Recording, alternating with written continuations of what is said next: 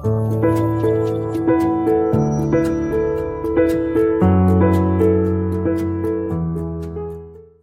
evening. Welcome to the XENA Star Salon, episode 3.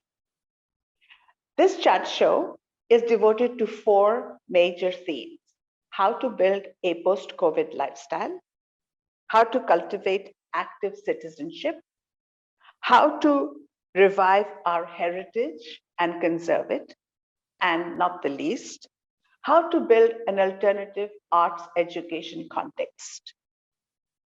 The fourth theme is relevant for our speaker today, Mr. Ashish Dha, a very, very accomplished musician and technologist. Mr. Dha is trained in the Dhrupad genre of Hindustani classical music, Raag Dari, and he has trained at the California Institute of Arts, a premier arts institution known worldwide. On the one hand, Dhrupad and Hindustani classical music are a very purist form. On the other hand, technology allows for, encourages innovation. And we are going to try through this conversation to see how these things can be bridged. Welcome to the show, Ashish.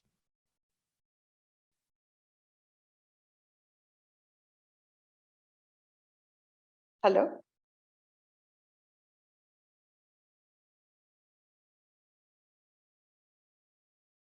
Please say something, Ashish. Welcome to the show. Hi, thank you. Sorry, I was muted. Okay, Thanks so much. Thanks for so much for having me here. absolutely. It's our pleasure.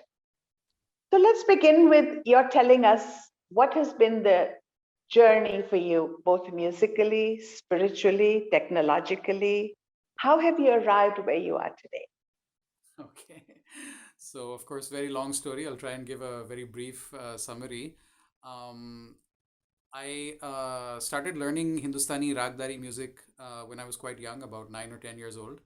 I started with Khayal, and in a typical kind of urban middle class way, Master Ji used to come to our home and teach us for half an hour or 45 minutes a week. And that was pretty much it. I was not a dedicated student. I did not do riyaz. I just basically stuck to the weekly lessons for a long time. And that continued for many years through most of school. At some point in middle school, I somehow my I kind of say my eyes opened in the world of rag music, and I started really seeing and really feeling what this music is all about, especially rags. And that's when I truly fell in love with rags. And I often say, like, my first crush was on Bageshwari. Raag Wow. Dari was just this amazing thing that captured my heart. And I used to kind of go to our garden and just sing Sama, and just those two notes, and I'd be happy with that. Just enjoying the sheer beauty of the swars. And then I started practicing a little bit.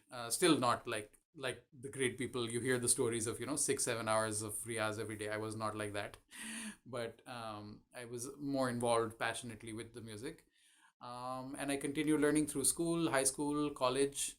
Then after college, I was involved in a mega theater project, and then while that was on, got my first job. And so between those two, I didn't have time, and I kind of took a break from my music lessons, which ended up being prolonged for, in fact, a decade. So I stopped learning. But I continued my association through music.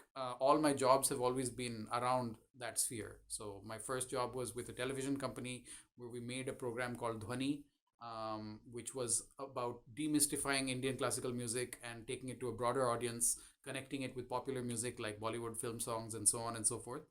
Some episodes are available on my YouTube channel. And then later, I joined a very well-known music label called Music Today, and there I was working in the A&R department.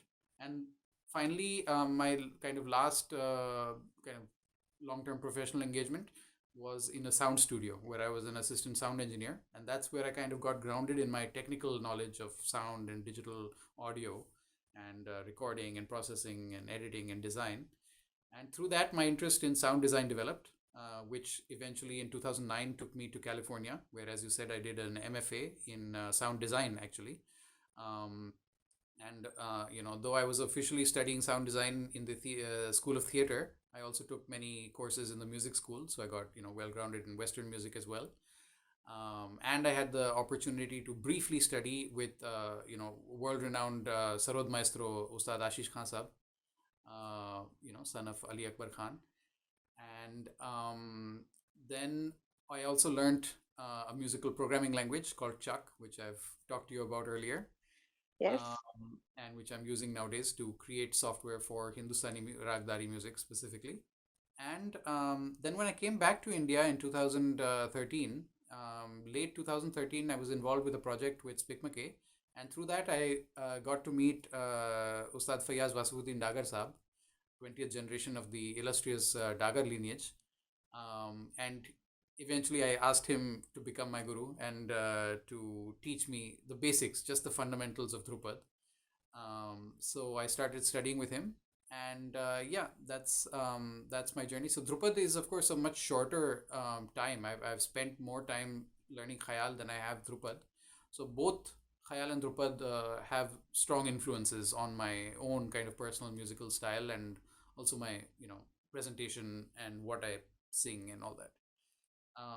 And yeah, so and I've been exploring things on my own. So that's basic, a short summary.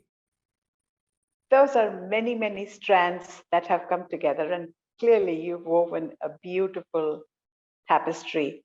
What you seem to have left out, or I don't know if it's purposeful, is also your spiritual journey.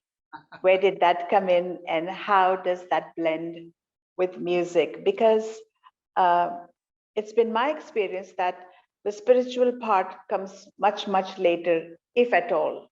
So tell us how that joined the stream. um, so yeah, I guess you could say accidentally on purpose, as they say, the leaving out. It's not. Um, so some years ago, like somewhere around 2016, I started a kind of new phase in my spiritual journey, and through that, on my spiritual guru's advice, I started exploring the spiritual side of music, or the musical side of spirituality. Either way you can look at it. And eventually what that led me to was something that I call musical meditation.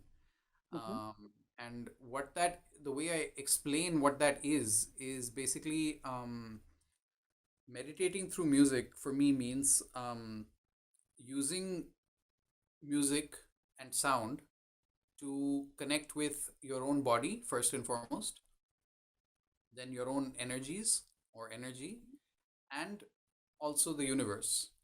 So it's kind of connecting on all these three levels. And of course, the kind of state of flow, if you manage to kind of get into that, helps you or allows you to hopefully let the universe create sound, or you know play music through you. So you become just a via medium, and you, the limited entity or the ego, tries to get out of the way as much as possible and be as little involved as possible in the process that's happening through you. So that's the kind of ideal state. yeah, that's very profound indeed.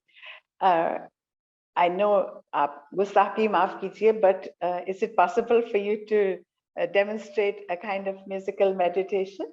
Yeah, absolutely. I'll just get my tanpuras on.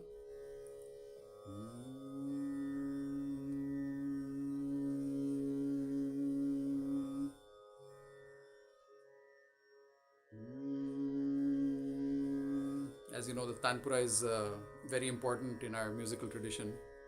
बल्कि हमारे यहाँ तो कहते हैं कि तानपुरा गुरु समान है. बिल्कुल. So I'll just sing a short alap in Mhm, Raag Krishna, mhm. which I think you know a bit about. Na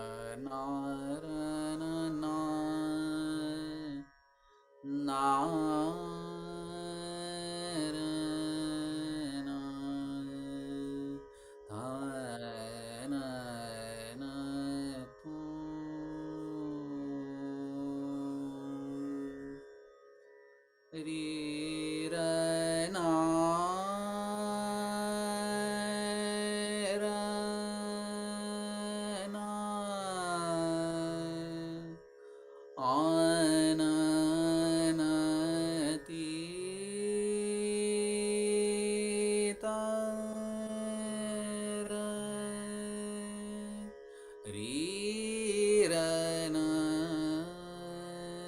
ra na na na ra re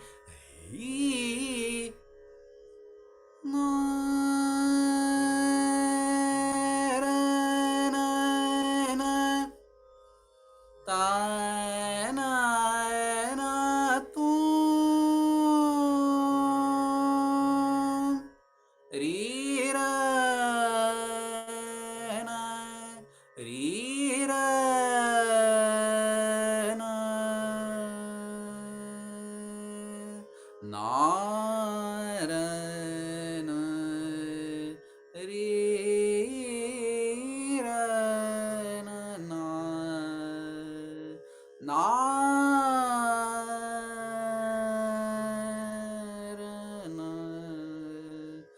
ra na ra na na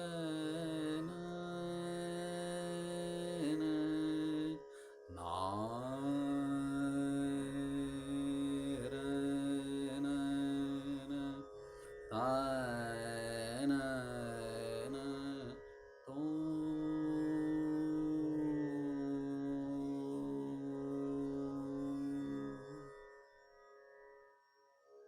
So that was just a little taste appetizer of Rag Trishna. That was amazing. Uh, I don't know if other people will feel this, but I actually could feel the vibrations in my body and around me. And uh, that is not an easy thing to accomplish. So let's move on to how do you manage to teach this confluence of spirituality, music, sound? Because I know that you do teach. And how do you teach this remotely? Not just because you're based in Dublin, Ireland. I forgot to mention that. But also in this COVID world, we're doing everything remotely. So uh, give us a flavor of how this is working for you, if it's working. What are the challenges? Yeah, for me, actually, that's what it's worked out quite well. Um, uh, Zoom, the platform we're on right now, has been a boon in terms of connecting people from across the world. My teaching career, has been quite young. I mean, I kind of taught a few people here and there for a long time, and even in when I was in California, I gave a few lessons. But kind of properly, my music teaching started more recently, like pretty much just in the past 2 or 3 years. Shortly before the pandemic, I kind of got my first more serious, more longer term student. Um, initially I was teaching in person, but then with the pandemic and shifting around, we switched to online.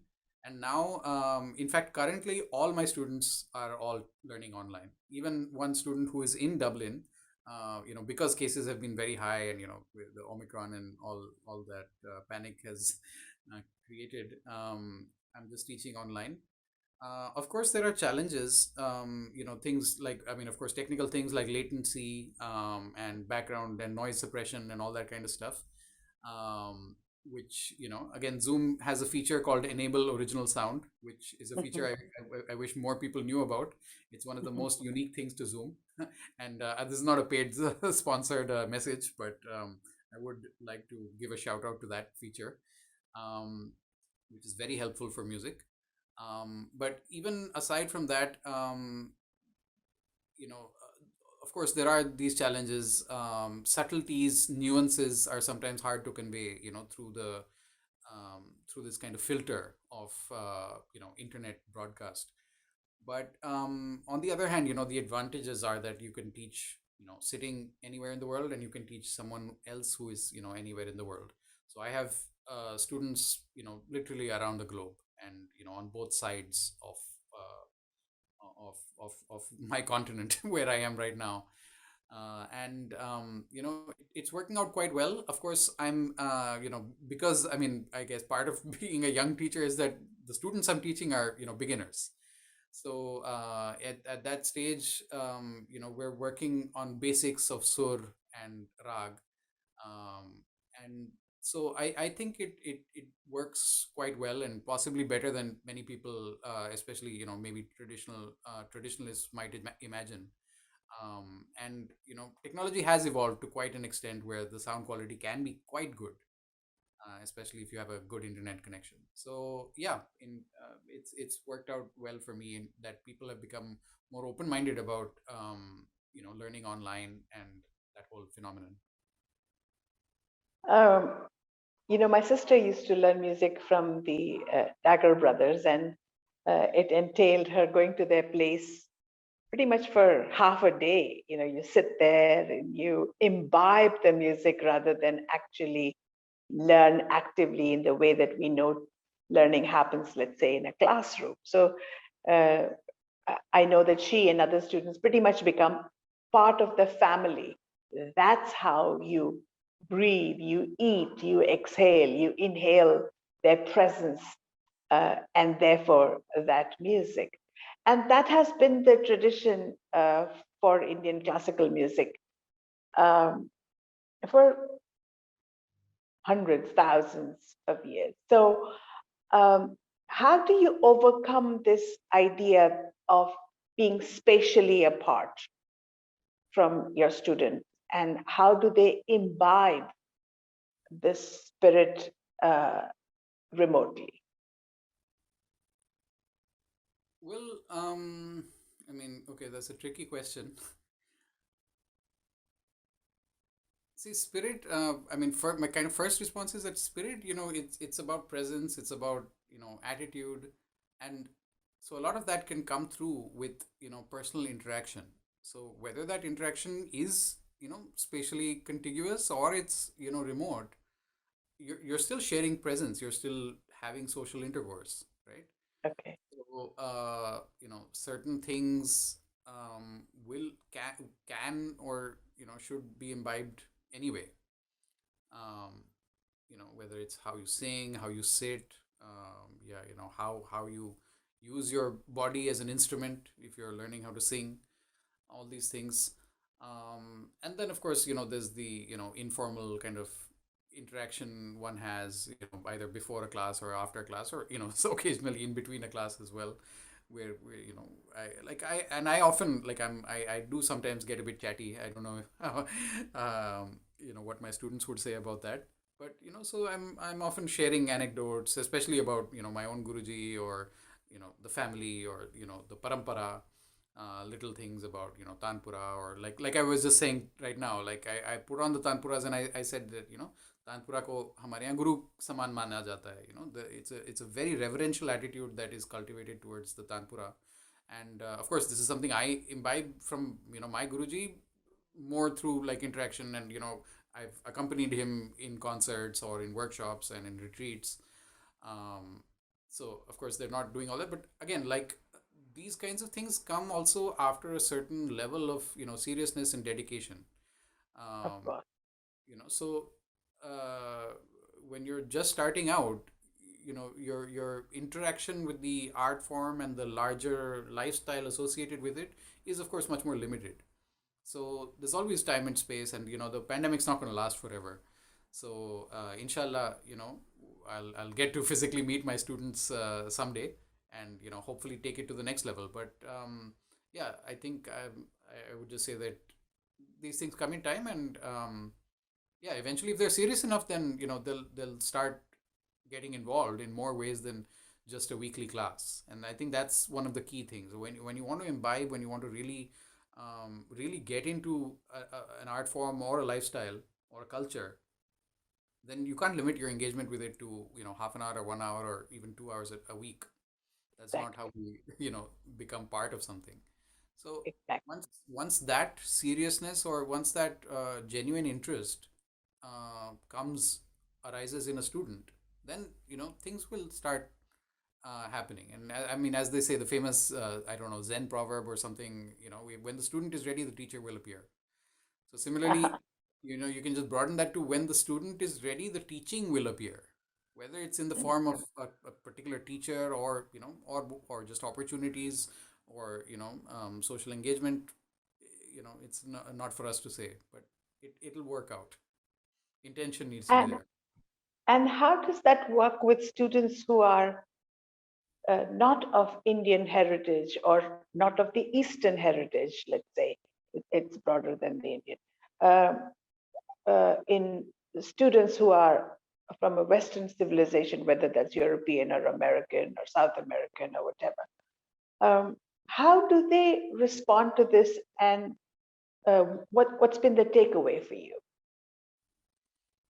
Um, so I mean, kind of right off the bat, for to a large extent, I try and separate, a lot of the trappings, as I would put them, of Hindustani Raag Dari music, um, especially when I'm dealing with people from outside Asia, um, and because I kind of strongly believe that ultimately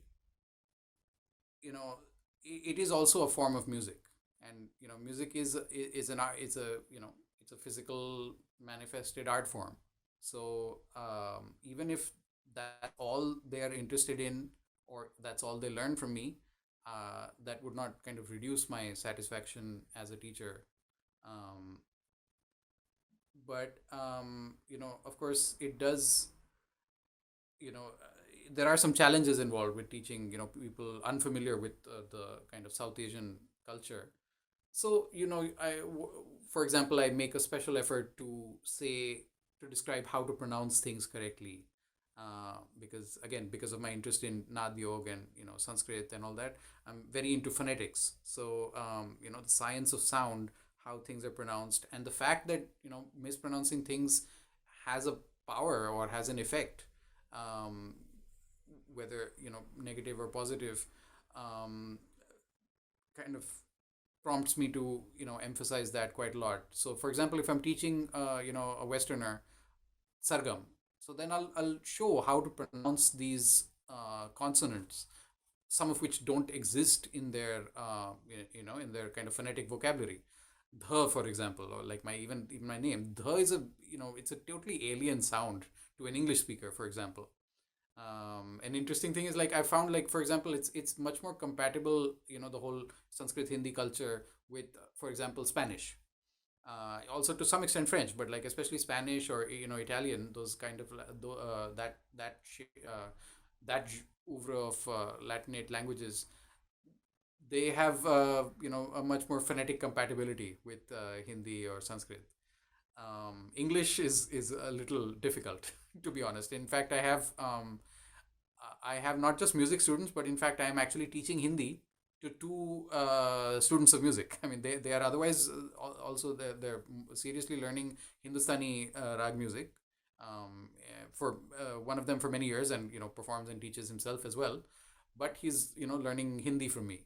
So that's all again a learning experience. How do you explain these sounds to people who are totally unfamiliar with them? How do you get them to kind of get it? And I find that when you have all these multiple streams or multiple commonalities, you can lean on one for the other, or vice versa. For example, when I was teaching him the alphabet, the Hindi alphabet, ka kha ga gha, and so I'm giving musical things, like normally we might say ka for kawa and kha for khargosh or whatever, the nursery kind of thing. Instead, here I'm saying ka for kamod, kha for khamaj, ga for gavati, because he knows all these rags. He's an experienced musician, so he knows the rags. So I can give those references, that that word that you already know, this is the letter that, and so you'll actually pronounce it this way. So for me, that's an interesting, fun thing. And even musically Indeed. speaking, also I draw on my own knowledge of Western music, for example. So if I'm explaining ki, like, for example, just a random example, suppose I'm teaching Jai Jayavanti, then, and Jai Jayavanti has a very beautiful pare sangati, pare. So I can explain that in terms of pa and re is a perfect fifth, and perfect fifth is actually more a common concept in Western. In Hindustani, we Yes. don't actually talk about intervals in that sense, because our swar themselves are intervals. I mean, this is Right. getting a bit technical, but basically, it's like, because I have that Western music knowledge, and especially of theory, I can explain things in a different way, especially from the scientific or the acoustic perspective. And that has, helped me connect with students of music, I think really greatly. And you said that using this software and your not manipulation, but drawing on it has helped you to translate sound in a perfect way technologically. Can you speak a little bit about that? Yeah, absolutely. So, like I was telling you, I was very fortunate to have, met this amazing, brilliant teacher, Ajay Kapoor, in CalArts, in my time at CalArts. He's an Indian origin Canadian, now settled in, Los Angeles. And he taught me this programming language called Chuck, which is relatively new. And very, very early in my, exploratory journey of Chuck, I realized that it had this amazing feature. The technical description of it, which would be that it allows for fractional MIDI note values. What that means is that you are not limited to the Western template of 12 equal tempered notes, where the distance between the notes are all equal, and which is so dominant in not just the kind of a larger musical world that we live in globally, but especially in the world of music technology and digital audio and digital music production. Um, and so this was a very exciting discovery for me. And so like right from the get-go, like from our almost our first few projects and homework assignments, I was always using it to explore Hindustani rag music. So for example, if we had to make a simple melody or like a very simple program that randomly created music, so then I would make a set of notes that represent the Hindustani, like let's say Rag Bhupali or something, and then the program would select notes from that array and generate its own alap, pseudo alap, of course, but it would try and do that. And then of course, so that's how my journey started. And then since I graduated in 2012, I've just continued. And so for example, a couple of softwares which I've mentioned to you privately earlier, the Shruti synthesizer is one that I feel is very useful for music students. And what it does is it turns your laptop into a musical instrument which you can play just like a harmonium or piano. And the big thing is that you can play the accurate shrutis that otherwise you would have to spend 10 years learning from a guru, um, and access them instantly. And that for me is a great example of how technology can help overcome the modifications of modern life. For example, as you were saying, your sister would go and spend like half a day, but nowadays even gurus rarely have that kind of time. So even if a guru is very traditional, comes from a great lineage, multiple generations, all that, if they are able to give you only 1 hour a week, then in between two lessons you have a whole week in which to do riyaz on your own. And in that time, how do you maintain the subtle differences, for example, of the Komal Rishabh between Todi and Bhairav and Bhairavi and Marwa? It's all Komal Ray. It's all the same Komal Ray in all four of them, but they're all different. They're all tuned differently, and you have to have the right, not just tuning, but also the attitude of singing them. And of course, in those days, like we it's very easy to talk about the Guru Shishya Parampara and how things were kept pure, but like their acoustic environment was very different. They were not bombarded with equal tempered music 24/7 like we are, whether it's through television or radio or just pop music or anything. And so things like this, like, so if you have an instrument at your home where your own guru has approved that this will be the shruti for in this rag, and then you can use your shruti synthesizer on your laptop and play it, and that can give you a reference, just like harmonium would if you were learning equal tempered music in between lessons. So those are the kinds of ways in which I try to develop software that will help modern learners of Raag Dari music maintain purity of essential core features of the art form. Wow. You made reference to Nath Yoga recently, and I'd like you to talk some more about that. Okay. So not including the role that sattvic bhojan or sattvic food plays in the whole ritual, if possible. okay. So not something very easy to talk about, but yeah. So nad is means sound. You know, it's of course the word is from Sanskrit, but like it's a word in Hindi as well. Nad means sound, and the Vedantic tradition has especially kind of really talked about sound a lot. And Nad Brahma is a term that people sometimes know. Anahat Nad, the unstruck sound, which of course has parallels with the Zen. For example, the Zen koan. What is the sound of one hand clapping? Mhm. Uh, uh, Very direct parallel of unstruck sound. So all these things, Shabda Brahma, for example. So in a certain view, it thinks of the entire universe as manifested through vibrations. And because sound is directly and literally about vibration, like that's what sound is. It's a vibration and repeating patterns of vibrations. Hence sound has been found in that tradition to have a kind of easy access or direct impact on the universe and on yourself and so on and so forth. So that leads to the whole thing of the power of mantras, the power of jap, the power of when you're doing any rituals, whether it's a yagya or other pujas and stuff, you're reciting lots of texts, typically in Sanskrit, and that recitation, you know, that vak shakti, that's what you're trying to you know utilize, and so basically that's what nad yoga is, of course, union, right? So whether that's union with the you know brahman or whatever, atman and brahman or whatever that is. So yeah, so nad yoga is basically when you use nad or when you use sound as a means to try and achieve that union. um so yeah, and so musical meditation is kind of one of the manifestations of how I practice that. And I've given a few workshops and things on Nad Yoga, in which typically I'll again teach the very basic level. So, for example, and again, the workshops for Nad Yoga have again mostly been in the West. So I start from the basics, like how to pronounce the Sanskrit alphabet, each letter by letter, so that then if they pursue it further, then they'll be able to pronounce mantras correctly. Sometimes I might demonstrate like how to say the Gayatri mantra correctly. And on the other side, I teach the Hindustani swar. So the Sapta Shuddha Swar, Sare Gama Padhani, how do you sing them? Because again, like I said, they would a typical Westerner would not have been exposed to these just intonation or kind of pure natural notes at all, because again, their musical culture has shifted away to the tempered side.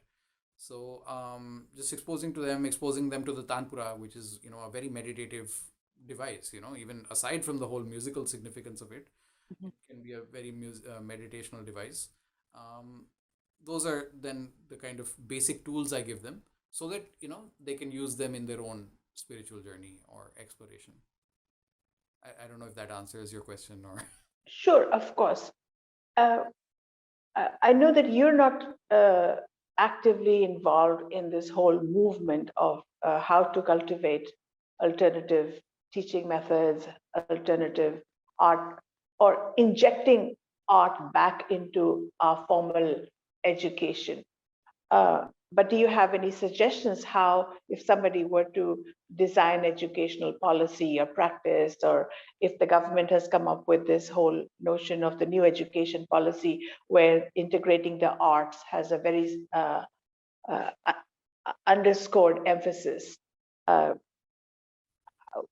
what would you recommend to someone like me who is committed to reintegrating the arts into formal education, either at the co-curricular level or the extracurricular level or the curricular level? So I mean, I'll start right from that last sentence. My first recommendation would be to get away from this idea that all these things are extracurricular. You know, there is absolutely no reason why teaching someone geography is more important or more core than teaching them music, just to take random examples. And in fact, I would actually argue that it's quite the opposite. Music Hmm. is something that I can say with some relative confidence, pretty much every human being on the planet engages with throughout their life, uh, whether voluntarily and actively, or passively and involuntarily. Music is present. Uh, and so teaching them to appreciate, to understand, and to maybe to some extent, if they're interested, to create or to engage with music, is something much more fundamental than teaching someone, how what is a moraine, or what is the difference between a glacier and a something else, or how the Himalayas are young fold mountains. That knowledge is very theoretical. It's not going to have any functional impact on their life. And to be honest, especially from what I see from my cohorts and classmates, 90 to 99% of all this factual and information based teaching in from schools is forgotten within Yes, basically a few years. indeed. um, Whereas, if you teach things that can stay with someone and that will be reinforced by their life, then that's much more useful. And I would definitely argue that things like music, of course, other things, dance, painting, these have chances of being continually reinforced by your future life and by society at large. So that would be the first thing, that to give them their due importance. Of course, learning music. I mean, I'll talk knowledgeably only about music, because the other art Mhm. forms I have much more limited engagement with. Um, Learning music, of course, has many advantages, whether they're neurological or psychological and all that. I won't get into the science of all that. People have written endlessly about it, so it's easy to find out.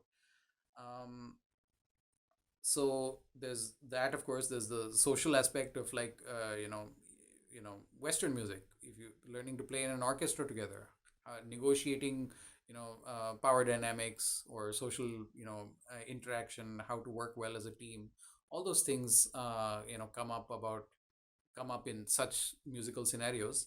And so one and this is just, I'm kind of jumping here, but one kind of personal vision of mine is this language that I talked about earlier, Chuck.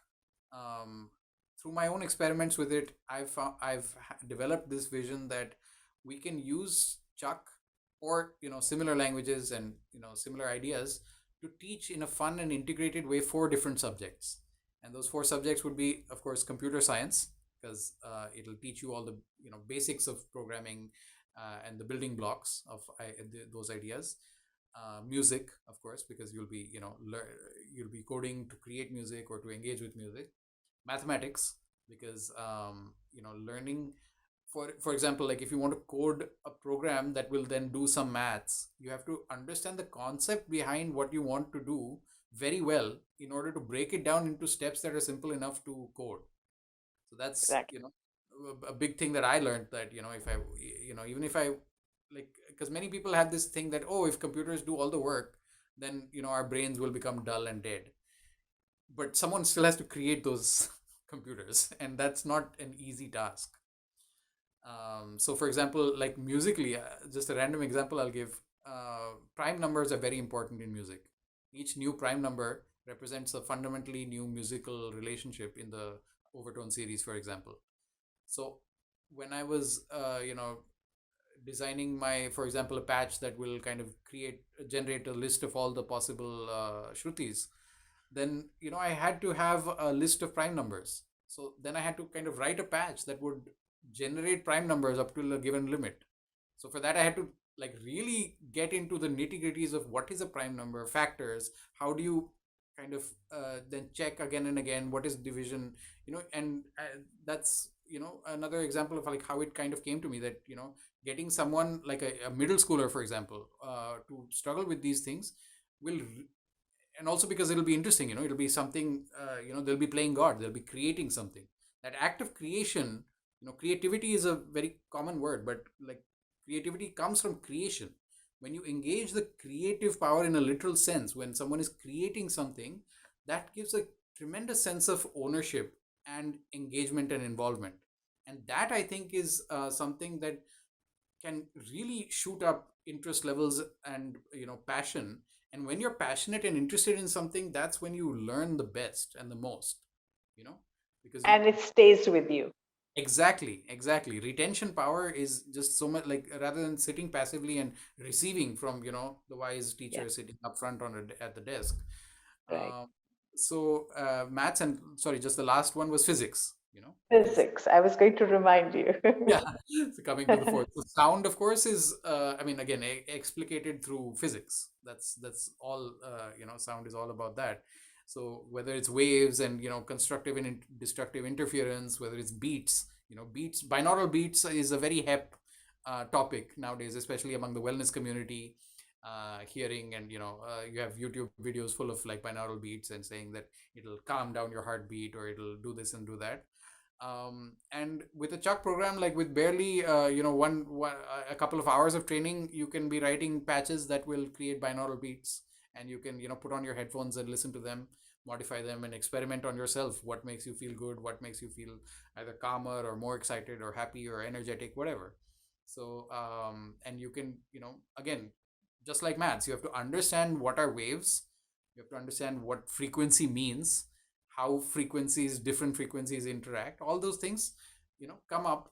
And when you have, like, suppose you give a middle schooler a goal that okay, you want to create a piece of a soundtrack that will play for half an hour and that will make you happy, then that's a goal, and that's at least a fun goal, something that they can look forward to.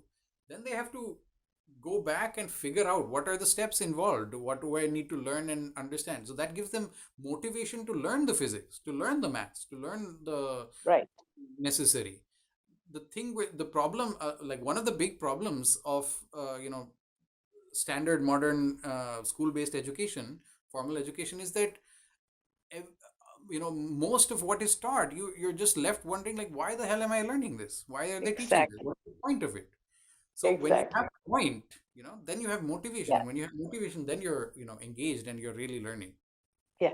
Another thing that has become a very useful way of making people understand sound and the spatial configurations of sound is, of course, cymatics, about how, let's say, a drum beat can rearrange the particles of sand on a drum.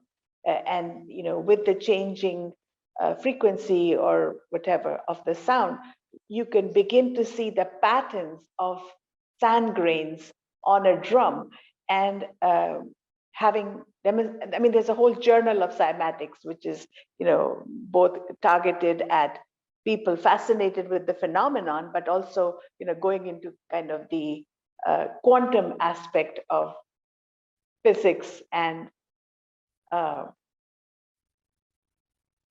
sort of the non-Einstein classical way of understanding physics, which if we understood that at a very early stage, we wouldn't have to go through classical physics and then switch gears to get to post-Einstein physics if you just notice the phenomenon of cymatics, or the physical manifestation of sound on grains of sand.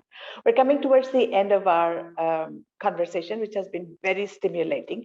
I'd like to end with a recording of yours on the what you're calling the Irish tanpura, or the hammered dulcimer. Yeah, Irish If Irish santur. santur. Okay, Irish santur. If you would fade us out with that. Sure. So this is a short clip, just like about 3 minutes, on the Irish santur. That's again a term I've coined. It's actually the hammered dulcimer, European hammered dulcimer. But I'm playing it in the strongly Hindustani style, inspired by Pandit Shiv Kumar Sharma ji, who I've kind of grown up listening and admiring so much. And I'm playing a very traditional, not very, but like a traditional rag called Rag Charukeshi. Again, very fascinating from the Western viewpoint, in the sense that you could describe it as a mix of the major and minor scales. The first half or the Purvang is all Shuddha Swar or major, and the second half, the Uttarang, is all Komal Swar or minor mode. And yeah, I'm just playing a little short alap on that. This instrument is on a loan to me from a friend, because of thanks to whom actually we're in Dublin right now, and it was her mother's instrument who passed away some years ago. And this has been one of the biggest blessings of coming to Dublin, that I got this instrument, and since 2017 I've been exploring it and playing it, and it's just given me so much joy. So I want to thank you for coming on my show. We wish you the very best in your many, many pursuits in life. Goodbye. thank you so much for having me. And yeah, I want to tell everyone who's watching that I'm online very much, and anyone who wants to learn, even explore basically any of these subjects, is welcome to contact me or schedule a session. And yeah, invite you to join my concert, which will probably be on Gandhi's Martyrdom Day, coming January 30th. So Thank you indeed. Goodbye.